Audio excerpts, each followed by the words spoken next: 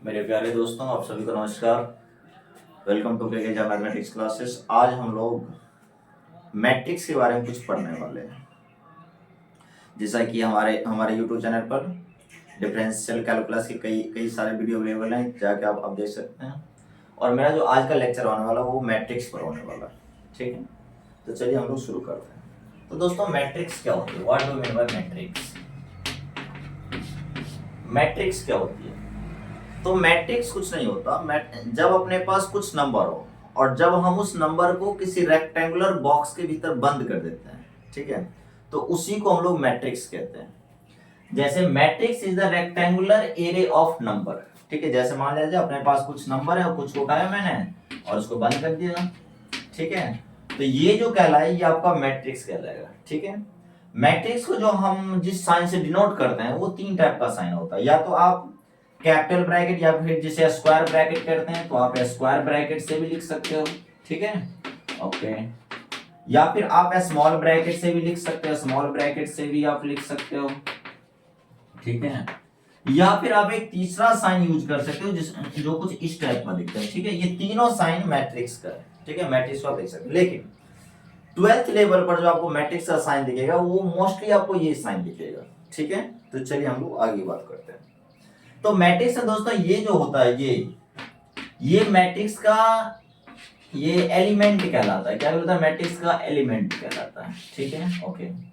अच्छा, मैट्रिक्स में जो काउंटिंग होती है ना वो दो लाइन से करी जाती है। पहले को हम लोग रो बोलते हैं, दूसरे को हम लोग कॉलम बोलते हैं। रो क्या होता है? जब हम लाइन की काउंटिंग हॉरिजॉन्टली करते हैं, ठीक है, तो उसे हम लोग रो बोलते हैं। और जब वर्टिकली करेंगे तो उसे क्या बोलेंगे? कॉलम कहते हैं। जैसे ये क्या हो गया? ये आपका रो 1 हो गया। ये आपका क्या हो गया? सेकेंड रो हो गया। ठीक है, ये आपका क्या हो गया? फर्स्ट कॉलम हो गया। ये आपका क्या हो गया? सेकेंड कॉलम हो गया। ये आपका क्या हो गया? थर्ड कॉलम हो गया। ठीक है, तो चलिए वैसे ऐसे कई सारे हो गए, तो मैं इसको साफ से इरेज करके और फिर से आपको एक मैट्रिक्स का एग्जांपल समझाता हूँ। जैसे मान लिया जाए आपके पास ये कोई मैट्रिक्स है, मान लिया जाए ए बराबर दे रखा है। अच्छा, मैट्रिक्स को जनरली कैपिटल लेटर्स लिखते हैं, वेयर एज मैट्रिक्स के एलिमेंट को हम लोग स्मॉल लेटर्स लिखते हैं। ठीक है, ये ध्यान रखिएगा। और ऐसा कोई कंपलसरी नहीं, आप लिख सकते हो, बट मोस्टली आपको ऐसा दिखेगा। जैसे 7 6 2 3 4 5 2 8 3 4 9 8। मान लीजिए अपने पास कोई मैट्रिक्स है और क्वेश्चन है इसमें रो कितने हैं और कॉलम कितने हैं। रो किसे कहते हैं? तो आप हॉरिजॉन्टली काउंट करो। जैसे ये आपका फर्स्ट रो हो गया, रो 1। ये आपका सेकेंड रो हो गया, इसको क्या कहते हैं? रो 2। ये आपका थर्ड रो हो गया, इसको क्या बोलेंगे? रो 3। ठीक है, मतलब R1 R2 R3 ये क्या हो गया? आपका रो हो गया। अच्छा, कॉलम को कैसे काउंट करेंगे? कॉलम को काउंट करने के लिए आप ऐसे काउंट करो। ये क्या हो गया? आपका फर्स्ट कॉलम हो गया। ये आपका सेकेंड कॉलम हो गया। ये आपका थर्ड कॉलम हो गया और ये आपका फोर्थ कॉलम हो गया। ठीक है, अच्छा। यहां से एक और बात पूछी जाती है कि मैट्रिक्स का ऑर्डर क्या है? What is the order of the matrix? Okay, no. तो मैट्रिक्स का जो ऑर्डर डिफाइन करते हैं उसमें कुछ नहीं करते हम लोग। मैट्रिक्स में जितने रो हैं रो को लिखते हैं। जैसे इसमें 3 रो है तो 3 को लिखना और बाई का साइन देना है। ठीक है, ये लिखा जरूर मल्टीप्लाई, लेकिन इसको पढ़ेंगे बाई। ठीक है, जैसा कि आप लोग जानते हैं। और कॉलम कितने? 4 कॉलम है, तो इसको क्या लिख देंगे? तो मैट्रिक्स का जो ऑर्डर बना वो क्या बन गया? 3/4 बन गया। क्या बन गया? 3/4। जैसे अगर हम कोई दूसरा एग्जाम्पल लें तो उसमें मैं आपको समझा रहा हूं, देखिए।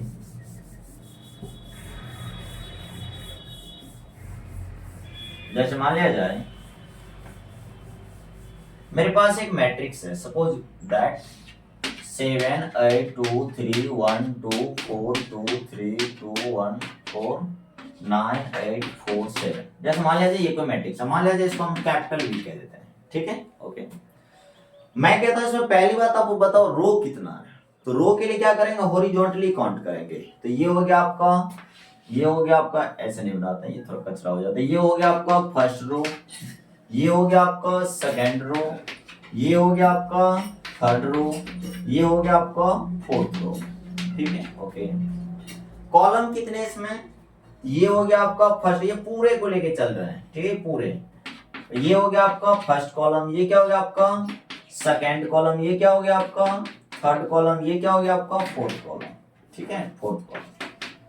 तो इसका ऑर्डर क्या हो जाएगा, तो पहले नंबर ऑफ रो लिखो, रो कितने हैं 1 2 3 4, तो 4 है। कॉलम कितने हैं इसमें 4 है, मतलब इसका जो ऑर्डर बना ना दोस्तों, वो क्या बना, वो बन गया आपका 4/4। क्या बन गया इसका ऑर्डर 4/4। जैसे यदि मैं एक और मैट्रिक्स ले लूं आपके सामने, जैसे एक और अगर मैट्रिक्स ले लिया जाए तो क्या बनेगा देखिएगा। जैसे मान लिया जाए मैं ले लूं a इक्वल टू 4 3 2 1, तो यहां पर रो कितने, रो आपका 4 है। पहला रो ऐसे काउंट करनी है, second row, third row, fourth row, तो रो कितने 4 है बाय कॉलम कितना 1 है, तो क्या बोलेंगे इसको 4/1 है। मैट्रिक्स का ऑर्डर कितना है 4/1 है, ठीक है ओके। तो मैं अब मैट्रिक्स का डिफिनेशन लिखने जा रहा हूं और आप लोग बड़े ही ध्यान से देखिएगा। तो मैट्रिक्स का जो डिफिनेशन होता है, matrix Matrix so A matrix is the rectangular array of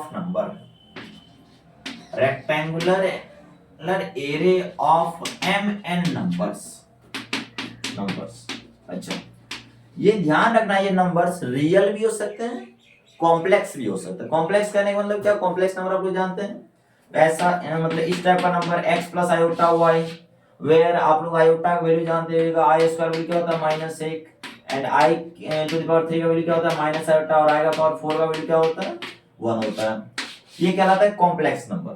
तो ये रियल नंबर भी हो सकते हैं, चाहे कॉम्प्लेक्स नंबर भी हो सकते हैं, अच्छा, या फिर फुल्ली जो इमेजिनरी नंबर भी हो सकता है, ठीक है, मतलब तीन हो सकता है, रियल का ये, या फिर इमेजिनरी भी हो सकता है, या फिर कॉम्प्लेक्स भी हो सकता है। कॉम्प्लेक्स क्या होता है, कॉम्प्लेक्स नंबर में ये रियल पार्ट होता है और ये इमेजिनरी पार्ट होती है, ये दोनों को मिला के हम लोग कहते हैं कॉम्प्लेक्स नंबर। अच्छा, फुली इमेजिनरी क्या होता है, जैसे 7 आयोटा ये क्या फुली इमेजिनरी नंबर है, 10 आयोटा ये क्या फुली इमेजिनरी नंबर है, -3 आयोटा ये क्या फुली इमेजिनरी नंबर है, ठीक है। लेकिन अगर मैं कहूं 7 -3 आयोटा, तो ये कॉम्प्लेक्स नंबर है।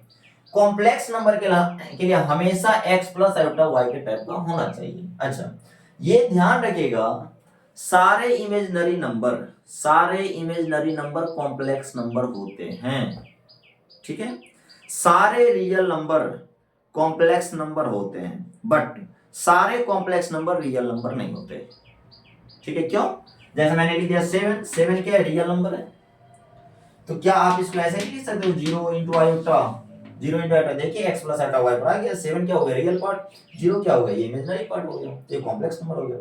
तो ध्यान रखना, सारे रियल नंबर जो होते हैं वो कॉम्प्लेक्स नंबर होते हैं, ठीक है। सारे इमेजिनरी नंबर भी कॉम्प्लेक्स नंबर होते हैं, बट सारे कॉम्प्लेक्स नंबर मतलब रियल नंबर नहीं होते। तो यहां पर क्या हो गया, मैट्रिक्स पर हम लोग डिस्कस कर रहे हैं। तो मैट्रिक्स होता है rectangular array of mn numbers, where ये जो m होता है ये क्या होता है, where m is the number of row,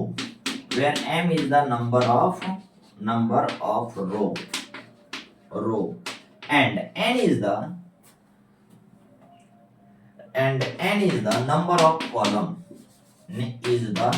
number of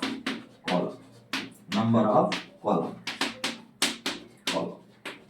ठीक है।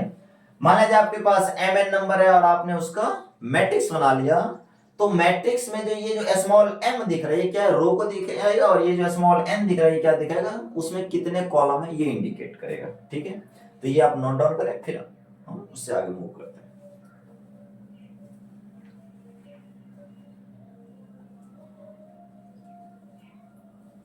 तो मैं उम्मीद करता हूं ये आप लोग नोट डाउन कर लिएगा, हम इससे आगे बात करते हैं, ठीक है। अच्छा, मैंने अभी आपको बताया था मैट्रिक्स को डिनोट कैसे करते हैं। तो मैट्रिक्स को जो डिनोट करते हैं वो 3 साइन से करते हैं, ठीक है। ओके, तो यहां पर नोट करके लिखिएगा, note note A matrix is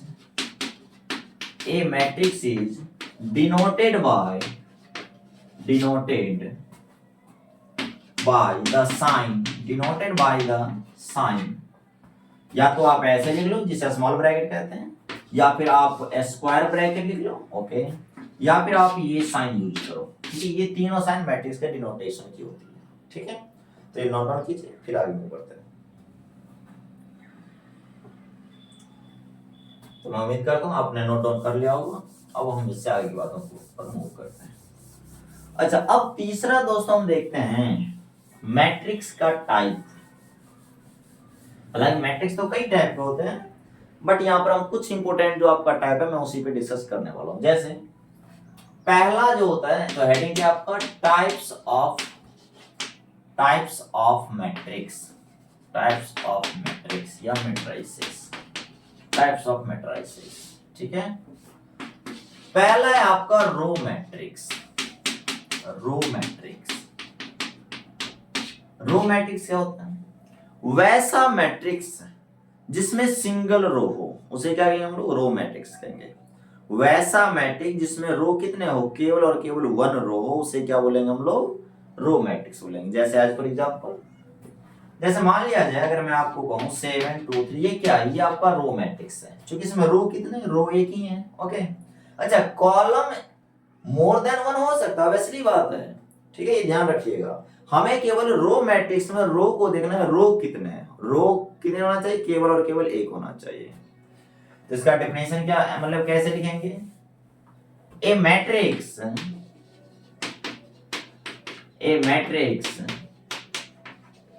which has only one row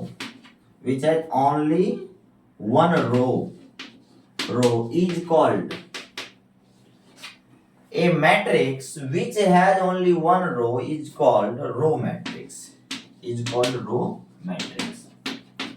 row matrix का एग्जांपल क्या होगा? तो एग्जांपल मैंने आपको बताया भी, जैसे क्या हो जाएगा 7 6 2 हो जाएगा। तो इसका ऑर्डर कितना हो जाएगा? तो रो कितना है? 1, कॉलम कितना है? 3 है ना, 1 2 3 है, तो 1/3 हो जाएगा।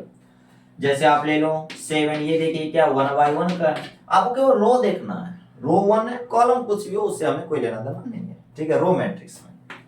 तो इसे नोट डाउन करा जाए और फिर हम इससे आगे कॉलम मैट्रिक्स पर डिस्कस करते हैं।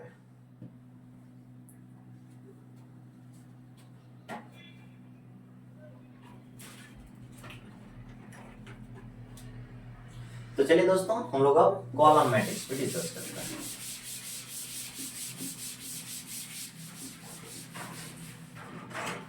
तो कॉलम मैट्रिक्स क्या होती है? Second, column matrix. तो दोस्तों कॉलम मैट्रिक्स क्या होती है? जैसे आपने रो मैट्रिक्स में क्या देखा, नाम ही था रो मैट्रिक्स, मतलब वैसा मैट्रिक्स जिसमें रो मतलब कितने हो? एक हो, से row matrix. Similarly column matrix भी कहेंगे वैसा मैट्रिक्स में कॉलम कितने हो? 1 हो, ओनली 1 कॉलम, उसे क्या कहेंगे हम लोग? कॉलम मैट्रिक्स कहेंगे, ठीक है। जैसे मैं आपको एक एग्जांपल दे दूं 7 6 2, देखिए इसमें कॉलम कितने? ओनली 1 कॉलम, इसको क्या बोलेंगे हम लोग? कॉलम मैट्रिक्स कहेंगे।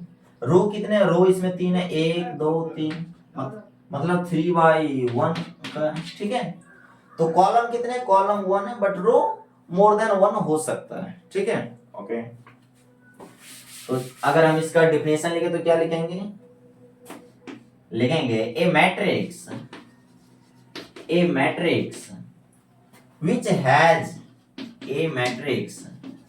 which has only one row, column, which has only one column is called column matrix। मतलब ऐसा मैट्रिक्स है कॉलम कितने? कॉलम केवल एक हो, सिंगल कॉलम, उसको क्या बोलेंगे हम लोग? Column matrix. जैसे आज फॉर एग्जांपल की अगर बात करें, एग्जांपल मैं आपको दिया भी था, एक और लिख देते हैं। जैसे 7 6 2, ये देखिए क्या है, इसका ऑर्डर कितना है? 3/1, कॉलम देखना आपको 1 है। जैसे 7 8 4, ये देखिए कॉलम कितने? 1 है, लेकिन रो कितने? 3 है, 3/1। मतलब आपको कॉलम देखना है और कुछ नहीं देखना। इसको क्या बोलेंगे हम लोग? कॉलम मैट्रिक्स बोलेंगे, ठीक है। ओके, ये नोट डाउन करा जाए।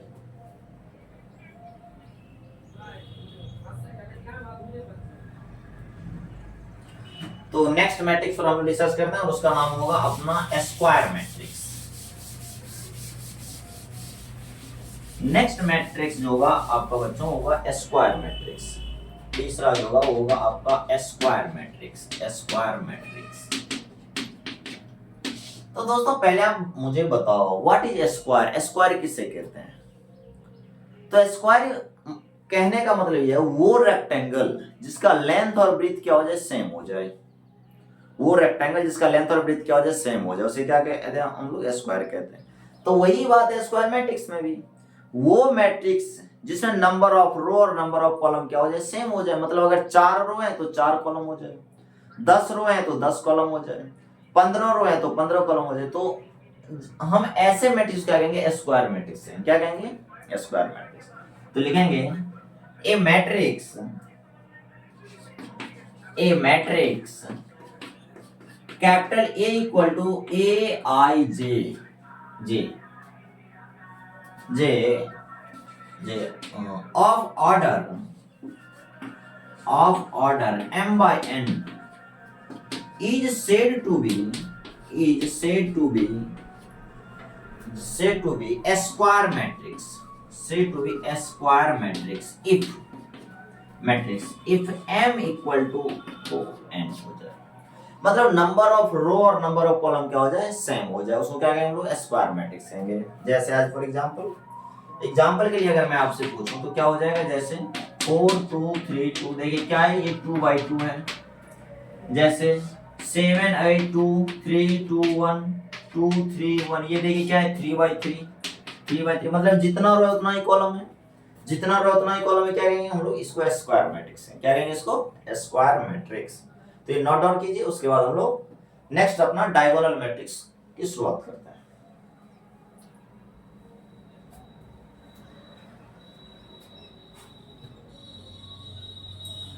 तो दोस्तों, और मैं उम्मीद करता हूं आप लोग लिख लिएगा। अब हम लोग नेक्स्ट मैट्रिक्स करते हैं, और नेक्स्ट क्या होगा अपना चौथा, डायगोनल मैट्रिक्स। डायगोनल मैट्रिक्स चौथा जो होगा, डायगोनल मैट्रिक्स। डायगोनल मैट्रिक्स, तो डायगोनल मैट्रिक्स क्या होता है? तो दोस्तों पहले हम लोग देखेंगे डायगोनल एलिमेंट क्या होता है मैट्रिक्स में। अच्छा, डायगोनल क्या होती है तो आप जानते हो, जिसे हिंदी में विकर्ण कहते हैं, ठीक। मान लीजिए आपके पास कोई भी स्क्वायर मैट्रिक्स 7 8 2 2 3 1 4 3 2, इसका ऑर्डर कितना है, 3/3 का। तो ये आपका क्या होगा, ये आपका डायगोनल एलिमेंट हो गया। क्या होगा, ये डायगोनल एलिमेंट हो गया। अच्छा, आप कहेगा ये भी तो डायगोनल ही होगा, ठीक है, आपकी बात ठीक है, बट ध्यान रहे ये जो डायगोनल है इसका एक स्पेशल नाम होता है, उसे कहते हैं हम लोग principal diagonal. Principal diagonal, principal diagonal, ठीक है। तो आपको हमेशा प्रिंसिपल डायगोनल को देखना है, ना कि नॉन प्रिंसिपल डायगोनल को। तो डायगोनल मैट्रिक्स में क्या होगा, वैसा स्क्वायर मैट्रिक्स जिसका डायगोनल एलिमेंट कुछ भी हो बट नॉन डायगोनल एलिमेंट सभी के सभी जीरो हो जाए। क्या हो जाए, सभी के सभी जीरो हो, तो उसे क्या कहेंगे हम लोग, डायगोनल मैट्रिक्स कहेंगे, ठीक है।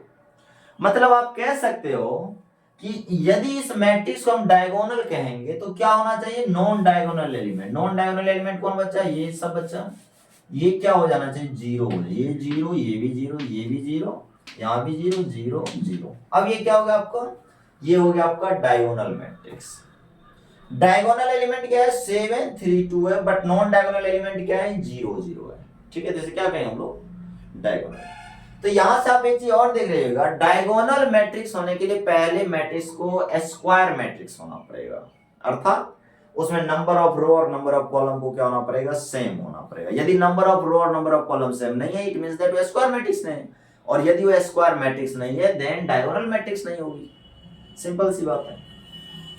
तो चलिए इसका हम लोग डिफिनेशन लिखते हैं, ठीक है। जैसे हम लिखेंगे a matrix of order, a matrix of order order n by n, क्यों? चूंकि स्क्वायर मैट्रिक्स होगा, जितना और उतना ही column.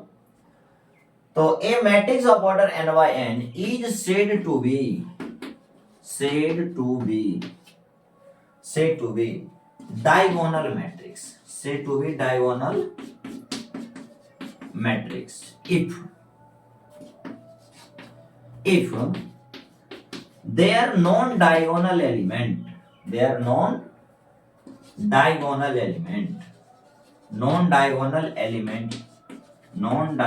elements are zero.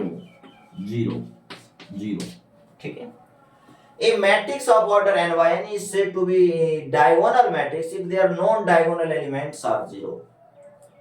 Diagonal element कुछ भी हो सकता है, 4 3 2 सेम भी हो सकते हैं या फिर सेम नहीं भी हो सकता है, बट नॉन डायगोनल एलिमेंट हमेशा और हमेशा क्या होना चाहिए? जीरो होना चाहिए। तो आज के लिए हम लोग बस इतना ही रखते हैं और इससे आगे बात हम लोग नेक्स्ट वीडियो में देखेंगे। Thank you.